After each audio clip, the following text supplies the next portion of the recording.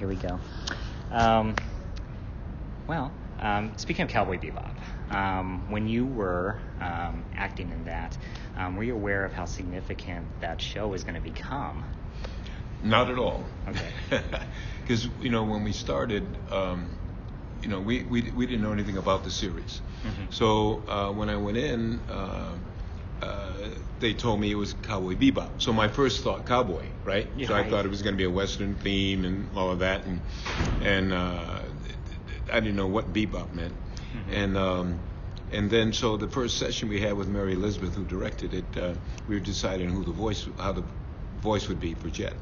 And I was thinking he would be kind of a cowboy guy, so he'd talk like like he's from out west, and he has cattle. And she said, "No, Beau, that's really not the way we're going with this." She said, "Why don't you just use your voice?" And I said, "Well, that's boring." She said, "No." So we just ended up with that voice, but we didn't have any clue. It was a gig. It was a lot of fun, and we never would have thought that 20 years later, people would still be watching it and suggesting that their children or their nieces and nephews would be watching it. So it was really a surprise. I mean, when I actually got a chance to watch some of it in total, like in total episodes, that's when I was kind of, this is pretty special. The writing was good, and the directing was awesome, and Mary Elizabeth paid a great attention to the dub, to the flaps, to make sure it wasn't done in a sloppy way. That was a long answer to your question. No, that's we wonderful. had no clue that it was going to be as so well received as it was. Is it difficult to do that to do voice acting and align your mouth with the flaps and the? Well, sometimes it's interesting. You have to stay on mic. So, like, if you have a lot of physical activity in the scene, you need to do as much of the physical as you can.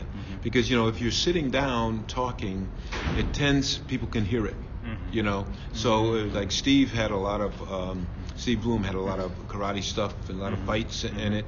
And so if he wasn't doing the moves or something similar, you could hear it.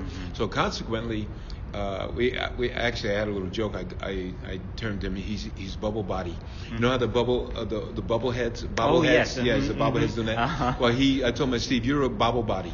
Your head is staying still, but your body is just doing all this stuff. But he's really brilliant at staying on mic, because you got to stay right there, keep your head there, and do all that. And so. Yeah, that's a little trick to the thing, and I've done a lot of on-camera acting. So that one of the big differences between on-camera acting, especially redubbing anime, is that I can't use my own body to express myself, because as an actor, what you're doing is you're helping tell a story with your mouth and with your body, and so from that standpoint. It's different. I wouldn't say it's more difficult, but it's a challenge, because especially like in anime, you'll have a lot of And so the directors say, okay, do it again, but this time we want a little bit more question, but some curiosity, and then so he said, got it. That's it. So it's kind of good. It's fun. It's fun. But that's one of the things that we have to do, is try to do a 3-act play in one syllable. Well, I want to talk about your the regular acting a little bit, but while we're still talking about voice acting, how did you get into voice acting? I started dubbing foreign on-camera films, live action films. There's a friend of mine, Doug Stone. He's the one that got me involved in it, and I don't even remember how I met Doug, but whenever there was a foreign film, like a German film, and there was an African character in it, he'd call me, and I do the African character. I dub the African character in kind of a general African accent, Now things are a bit more specific, if you're going to do Nigerian or if you're going to do South African. But that's how I got started. And then Doug introduced me to Kevin Seymour, who was doing anime, and I didn't even know what it was. I said, "What's anime?" Because this is way back. And he said it was Japanese animation and blah, blah, blah. And so, yeah, fine. So I was lucky that I was asked to do it. And I see a lot of the young people want to get into it, and it's very difficult now. Although they do have social media, and you can go online and take classes, and you can go online and actually audition because people are asking that. But as I say, I was lucky just to be asked. Yeah, absolutely. I think it's really neat that Ready Player One is coming out this weekend, and Spike's his ship in that, the Swordfish 2 in Cowboy Bebop, is in Ready Player One. Oh, okay. I saw it's on the poster for that movie. Oh, really? So Cowboy Bebop even now is in a Spielberg movie. It's referenced in a Spielberg movie, and that's so amazing to me that it's reached that height where they were searching for pop culture references and they took something out of Cowboy Bebop. That's awesome. And that's awesome. That's just... Yeah, and I wasn't aware, but somebody posted that there was a reference to Cowboy Bebop on Conan. Oh, okay. Yeah, on Conan, the late night show. Yes, I've seen that actually. I've seen that actually. So he's actually done a few different anime type things, and Cowboy Bebop was in that. So I see. That's really neat. Uh-huh. What else I think is interesting about your background is, so I'm a military brat. Oh, you are? I am. Traveled around with my dad. He was in the Army. Mm-hmm. But you served in the military. Yes. And you were also part of JAG Corps. Yes, I was a JAG officer. So how did that happen? That you went from that to acting? Well, actually, I was actor. I started acting when I was in law school. Okay. Which is kind of weird. It's interesting. But when the people say that, actually, you had time to act while you were in law school. Well, you know what? That was, maybe you didn't have the time. My ranking in my class dropped significantly when I was missing classes. But I said no, because I was in Connecticut going to law school, and I'd go down to New York to do stuff. Oh.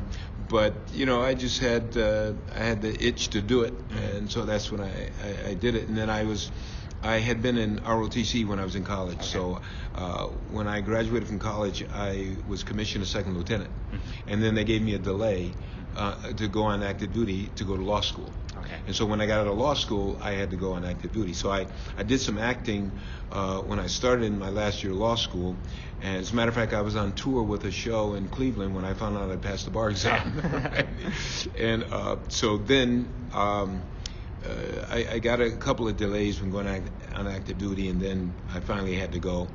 And and then I was a JAG officer, and I went to Germany. Okay. And I was there for like 4 years, 2 months, and then I came back to San Francisco. And I was on orders for Vietnam, and I refused to go. That's another whole story. Mm-hmm. But because I was an officer, they gave me an option. Really? Instead of putting me in the stockade, they said, okay, I was at Fort Lee, Virginia, and the assignment officer came from D.C. to talk to me and said, okay, if you give us an extra year, we'll send you to Germany instead of Vietnam. I see. And so I said, I'll take it. And I felt a little guilty because I had friends who went over there and died. Sure. But that war was a bad war. Oh, we found out after the fact it was a terrible war. Oh, yeah. And so that's how I ended up in JAG, and I started off writing contracts, and then I started doing criminal cases. I was requested around Germany.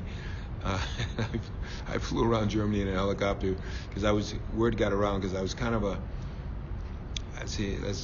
I was a very active trial lawyer representing my clients. I see. And so word got around that I did my best for my guys, and so I'd fly to Berlin, I'd fly to Munich, and I'd have a car and a driver, and I'd investigate my cases, and I'd come back, and then I'd go to London on a conference, and I'd come back, and then I'd go down to Augsburg on a case, and so it was really an exciting time in my life, especially because I was helping people. Mm-hmm. I felt that was one of the things I felt that I could do with my law degree was to help folks, and so I did that. But actually, I did some acting while I was there. I was lucky that I didn't miss any performances, but I did Bell Book and Candle, I did Musical Street Scene, I did Bad Seed, and lo and behold, I did the lead in Dracula. So I played Dracula when I was in Germany as a JAG officer, and so that's a little bit about my background. Very interesting. So I just have to ask you, I'm assuming you've seen A Few Good Men. What do you think of that portrayal of JAG? It was pretty good, actually. Yeah. I have a personal story about A Few Good Men. Okay. Because I auditioned for that. Oh, okay. And which role? The judge. Okay. And I didn't get the part. Mm-hmm. And then Rob Reiner did another film called American President. Oh yes, sure.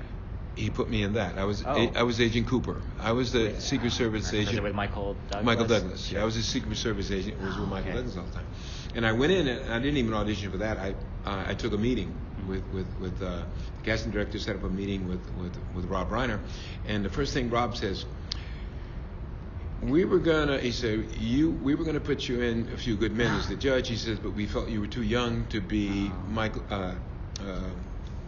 Nicholson. Jack Nicholson's peer. I see. Because right. they were talking about you can't handle the truth. Right. So it was interesting because I didn't know that backstory. I said, oh, good, because how actors are. We're insecure. Sure. You don't get a part and you immediately think, well, I wasn't good enough, or whatever. But very often it's because you're too tall, too short, not old enough, too old.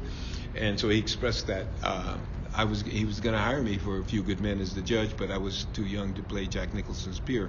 He said, but you're going to be in this one, and they found something that was the run of the movie. So Agent Cooper was was throughout the movie, so it was a nice gig. That's good. I mean, Rob Reiner is one of my favorite directors. I think he just does amazing work. He's an awesome human being. He's he's about the environment. He's about children. Because he gave a speech to the cast of American President. He said, like the first couple of days, he said he got the cast and the crew together. He said, we're doing a movie. We're gonna have long hours, so I can't get you home for dinner. He said, but I'm gonna do my best to get you home for bedtime, so you can read stories to your children.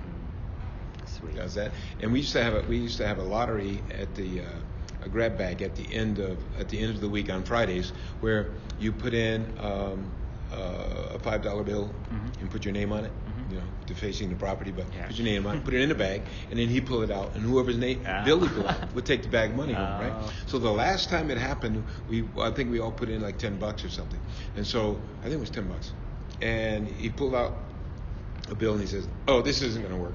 He pulled out his own $10 bill, right? So he put it back in, pulled it out again, and one of the carpenters went home with $1,700, right?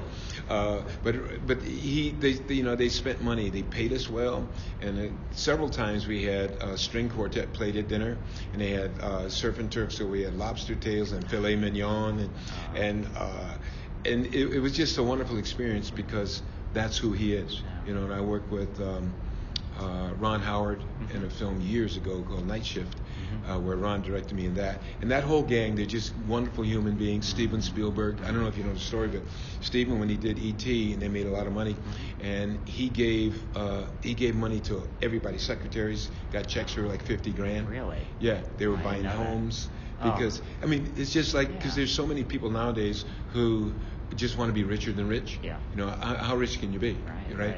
And so he spread the wealth. So I've been lucky to work with directors who have been John Frankenheimer way back from was it Clockwork Orange? I think he did. And I've been very lucky to work with wonderful actor directors who can relate to the actor's experience.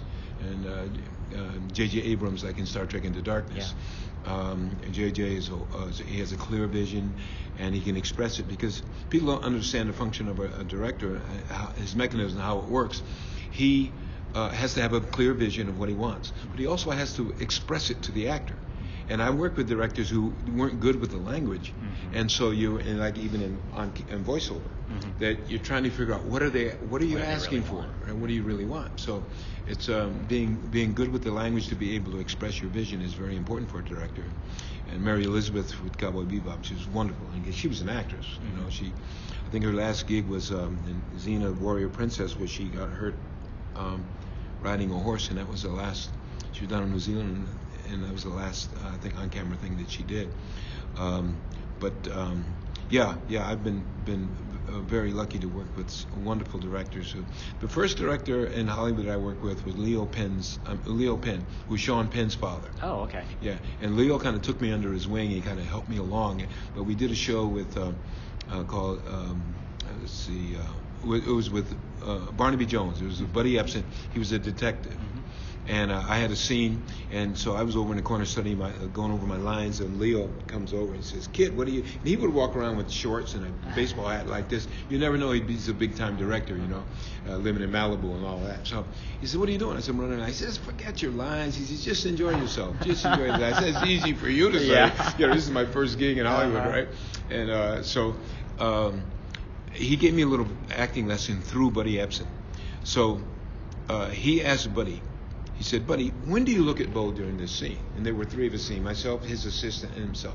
And so he went through the whole scene explaining like when he looked at me, when he looked at back. He said, halfway through Beau's line, I looked there, and then when he finished his line, I looked back at Beau and back. And that's when I realized that I had some work to do in learning how to be an actor on camera. Because stage acting, you don't have to do that. You just act. But with film, you have to remember what you did when you did it.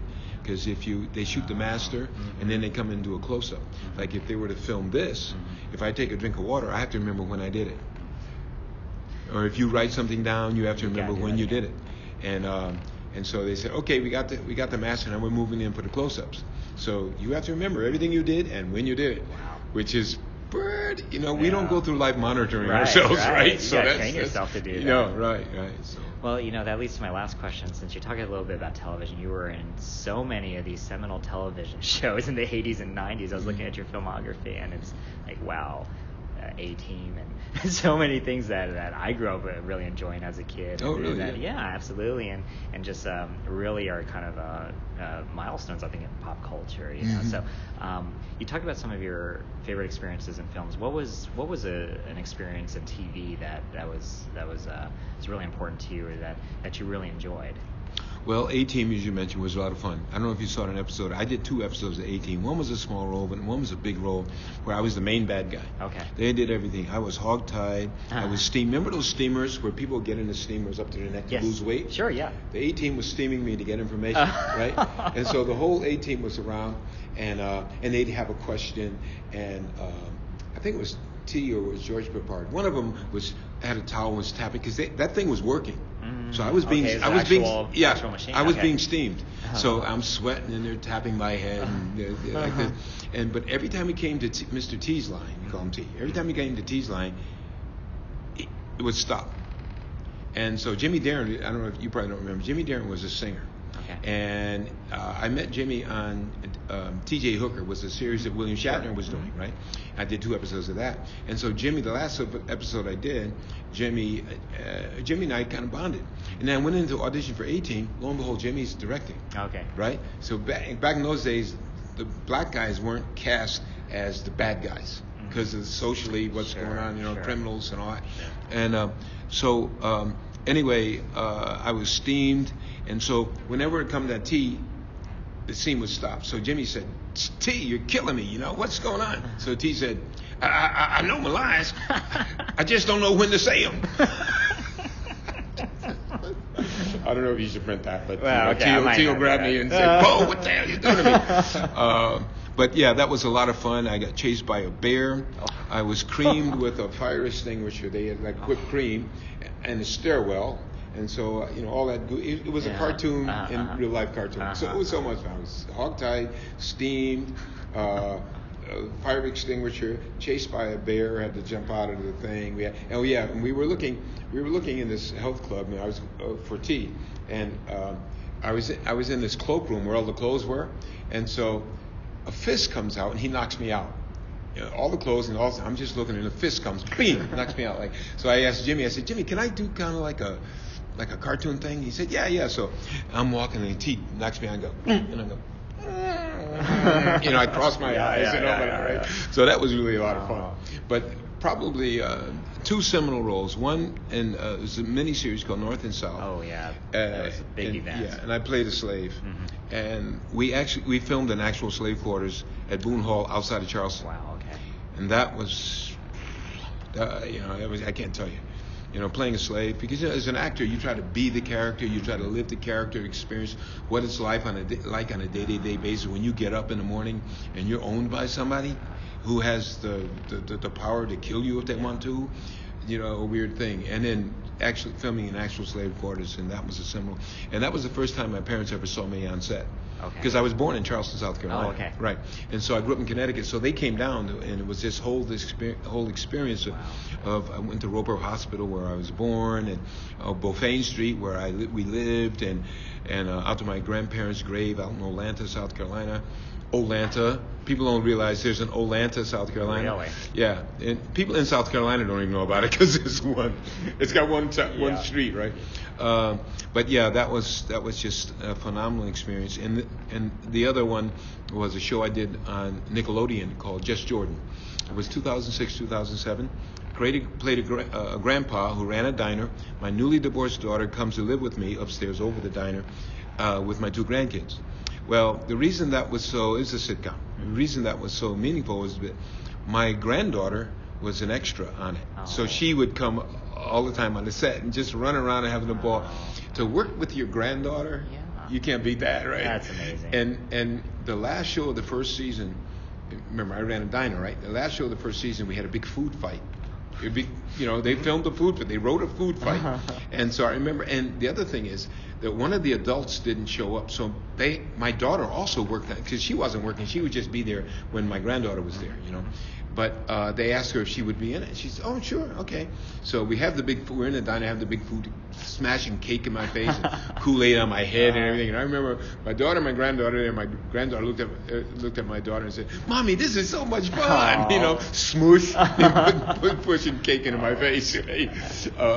So yeah, working with my granddaughter was just absolutely amazing. So those were basically the 3 experiences that just touched my heart. You've got so many stories, many things. I could bore you for days with my stories. No, this is wonderful. Well, thank you so much. It feels like